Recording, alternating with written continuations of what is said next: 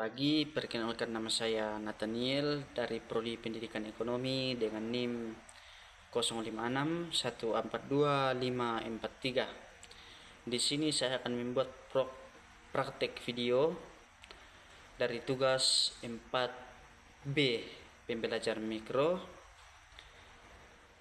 Sebelum saya lanjut ke videonya, apabila nanti ada kesalahan dari kata-kata mohon dimaafkan, kepada pembimbing mohon dimaklumi, dan selamat menyaksikan.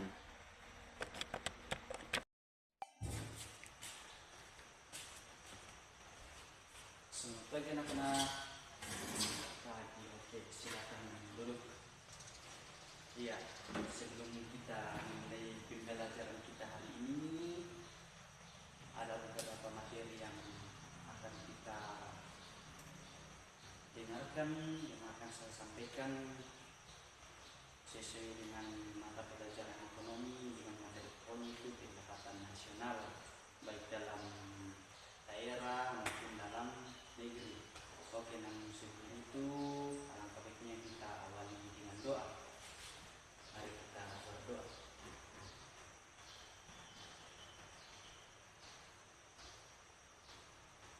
Berdoa selesai.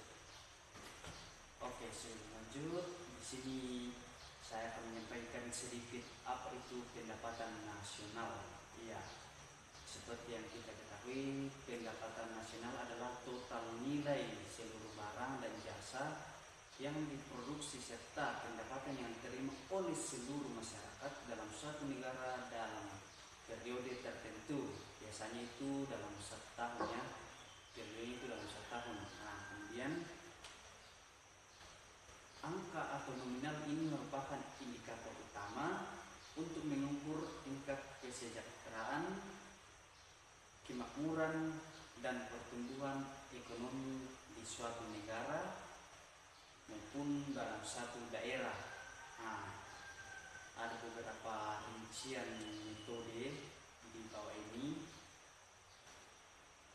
Berikut adalah rincian-rinciannya dan tujuan pendapatan nasional. Nah, yang pertama itu metode perhitungan. Seperti apa itu metode perhitungan? Metode perhitungan itu seperti pendapatan nasional yang dapat dijumlah atau dihitung menggunakan 3 pendekatan utama. Yang pertama itu pendekatan produksi, pendekatan pendapatan, pendekatan pengeluaran. Pendekatan produksi itu seperti apa? Pendekatan produksi itu seperti apa? Menjumlahkan nilai dari sejumlah sektor apa? Sejumlah sektor produksi. Contohnya dalam negeri kita itu pertanian, industri, jasa, dan banyak lain halnya dalam suatu negara. Kemudian apa itu pendekatan pendapatan? Pendekatan pendapatan itu menjumlahkan seluruh yang diterima oleh tiap faktor produksi seperti upah, seperti gaji. Sepertinya kita kalau pergi di suatu tempat bekerja pasti kita selalu diberikan upah, baik itu dihitung per hari maupun itu dihitung per bulan. Kadang ada juga yang dihitung borongan harian. Ada yang diborong, ada yang harian. Contohnya kalau gaji per hari itu setiap pekerja mendapatkan gaji contohnya sekian 150 per hari, ada yang 120 per hari. Kalau dalam satu bulan itu contohnya itu kita hitung, contohnya pendapatannya dalam satu hari itu 100 bulan, itu yang kita kalikan sebanyak selama 30 hari. Seperti itu. Kemudian sewa, bunga, dan laba. Kemudian pendekatan pengeluaran seperti apa? Pendekatan pengeluaran seperti menjumlahkan seluruh pengeluaran sektor ekonomi yang dirumuskan. Ada di sini beberapa rumus yang Bapak lihatkan. Pendekatan nasional atau pendekatan pendapatan atau pendekatan pengeluaran. Kita dapat rumuskan seperti ini. Y sama dengan C ditambah I tambah Y tambah buka kurung Y dikurang M tutup kurung. keterangannya kita dapat berikan keterangan Y pendapatan nasional. Kemudian C konsumsi, kemudian I adalah indikasi, kemudian D adalah pengeluaran, kemudian C adalah ekspor, kemudian M adalah impor. Contohnya Y pendapatan nasional, sekian berapa contohnya ratusan juta seperti itu. Kemudian C itu konsumsinya berapa di dalam satu konstruksi atau pekerjaan itu. Pendapatan nasional contohnya sekian, konsumsinya sekian, kemudian indikasinya sekian, kemudian pengeluaran pemerintah berapa dalam suatu pengeluaran, berapa pengeluaran pemerintah, kemudian X sama dengan ekspor. Kita kadang ekspor contohnya ekspor barang ke luar negeri, kita hitung berapa ekspornya, kemudian impor dari luar negeri ke dalam negara kita itu seperti apa. Jadi rumusnya itu seperti ini: E sama dengan C tambah I tambah G tambah buka kurung Y kurang M. Seperti itu. Kemudian konsep utamanya. Konsep utamanya ada 6 konsep penting. Mengukur pendapatan nasional. Kemudian poin pertama itu ada GDP. Singkatan dari GDP itu Gross Domestic Product. Itu total nilai produksi barang jasa dalam suatu negara termasuk yang dihasilkan oleh warga negara asing wilayah tersebut. Contohnya dalam suatu negara itu termasuk yang dihasilkan oleh negara asing dalam wilayah tersebut, contohnya Bali yang ada warga negara asing seperti itu. Kemudian GNP Gross National Product, total nilai produksi barang dan jasa oleh warga negara tertentu baik dalam negeri maupun luar negeri. Total nilai produksi itu seperti apa, contohnya barang berapa, jasa atau nilai produksi yang diperoleh oleh warga tertentu baik di dalam negara maupun di luar negara. Contohnya luar negeri, di dalam negeri. Kemudian NNP Net National Product. Net National Product dikurangi pengusutan yang barang modal. Kemudian NNI Net National Income, pendapatan nasional berisi pendapatan nasional bersih yang dihitung dari NNP dikurangi pajak yang langsung. Pendapatannya itu berapa pendapatan bersih, setelah itu kita kurangi dari pajaknya. Contohnya pendapatannya 70 lah atau berapa, ini contohnya 100 kah, kemudian kita kurangi dari pajak seperti itu. Kemudian PI personal income, seluruh pendapatan yang diterima oleh program termasuk pembayaran transfer seperti itu. Kemudian DI disposable income, pendapatan yang siap dibelanjakan atau ditabung setelah dikurangi pajak langsung. Dari pendapatan itu seperti yang NNI, ini pendapatan yang siap dibelanjakan. Contohnya pendapatan yang sudah bersih itu setelah dipotong pajak, baru bisa dibelanjakan setelah dikurangi oleh PI, dikurangi dari pajak langsung. Manfaat fungsi termasuk dalam manfaatnya itu ada 8 poin, yaitu mengukur pertumbuhan ekonomi, yang kedua mengetahui struktur perekonomian, yang ketiga merumuskan kebijakan ekonomi, kemudian menentukan tingkat kesejahteraan.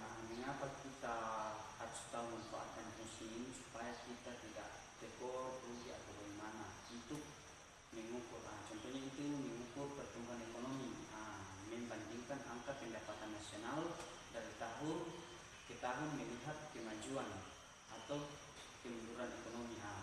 Mengapa itu perlu kita ketahui, supaya kita tidak tekor atau rugi. Seperti itu untuk mengukur pertumbuhan ekonomi. Poin yang kedua, mengetahui struktur perekonomian, menunjukkan sektor mana saja yang paling berkontribusi. Misalnya berbasis industri apa saja atau jasa. Nah, seperti itu, sektor mana saja. Nah, mengetahui strukturnya, seperti apa, supaya sektor mana saja paling berkontribusi. Nah, ketiga, merumuskan kebijakan. Nah, ini yang paling penting untuk merumuskan kebijakan. Nah, landasan utama pemerintah untuk membuat kebijakan pembangunan, contohnya insyaallah, sehingga penyusunan APBN itu berlangsung dengan baik. Nah, kemudian keempat, menentukan tingkat kesejahteraan dengan membaginya bersama jumlah produk dikenal sebagai pendapatan per kapita. Negara dapat menginovasi taraf hidup masyarakatnya sehingga negara itu dapat menentukan tingkat kesejahteraan masyarakatnya, mengevaluasi tarif hidup masyarakatnya seperti itu. Nah, kemudian di sini sebelum kita lanjut, apakah ada pertanyaan atau bagaimana sebelum saya lanjut? Oke, ada pertanyaan dari Ariel, silakan. Apa perbedaan pendapatan daerah dan negara ya? Oke, perbedaan pendapatan daerah dan negara itu sangat berbeda. Baik. Ya, di sini saya akan menjelaskan pendapatan daerah dan pendapatan yang diberikan oleh negara skala kewenangan, struktur pemerintah dan ruang lingkup penggunanya. Nah, contohnya pendapatan negara digunakan untuk skala apa? Nah, skala nasional melalui APBN, anggaran pendapatan dan belanja negara. Nah, sedangkan pendapatan yang digunakan dalam lingkup wilayah tertentu, contohnya daerah melalui APBD, anggaran pendapatan belanja daerah. Nah, perbedaan utamanya antara keduanya itu ada beberapa hal. Nah, contohnya satu, ruang lingkup dan kewenangan. Nah, yang satu, pendapatan negara, hak pemerintah pusat diakui sebagai penambah nilai kekayaan, bersih dalam satu tahun anggaran, dan dana ini mencakup seluruh wilayah Indonesia dan dikelola oleh Kementerian Keuangan. Nah, jadi semuanya itu dana mencakup di seluruh wilayah Indonesia, dikelola oleh Kementerian Keuangan. Nah, kemudian pendapatan daerah, hak itu adalah hak pemerintah daerah, provinsi atau kabupaten kota ya, yang diakui sebagai penambahan nilai kekayaan bersih. Nah, sumber pendapatan. Nah, sumber pendapatan yang tadi Ariel tanyakan itu perbedaan pendapatan daerah dan pendapatan negara. Sumber pendapatan itu sangat berbeda. Contohnya pendapatan negara, pajak pusat seperti pajak penghasilan PPH, pajak pertambahan nilai PPN, dan pajak penjualan barang atas barang mewah PPNBM. Poin keduanya, penerimaan negara bukan pajak NPB, keuntungan BUMN, pengelolaan sumber daya alam, dan SDA nasional dan denda. Hibah, bantuan dari dalam dan luar negeri. Ini banyak. Kemudian pendapatan daerah. Pendapatan daerah itu seperti apa? Pendapatan daerah itu asli dari PAD, meliputi pajak daerah seperti pajak kendaraan, yang kemudian di sini mobil dan lain-lain, itu meliputi pajak daerah seperti pajak kendaraan bermotor atau PBB, pedesaan dan perkotaan, retribusi daerah, serta hasil pengelolaan kekayaan daerah yang dipisahkan.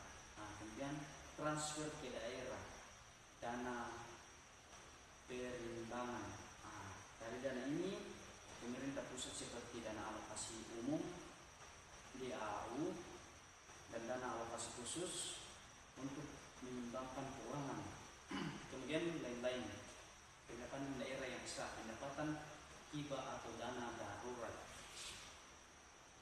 Kemudian alokasi penggunaan. Alokasi penggunaan ini antara pendapatan daerah dan pendapatan negara. Contohnya pendapatan daerah masuk ke dalam apa? Masuk ke dalam APBD, yang diprioritaskan untuk belanja urusan wajib daerah. Itu tidak masuk ke dalam negara, ini khusus untuk daerah. Contohnya daerah tertentu, contohnya kita di tanah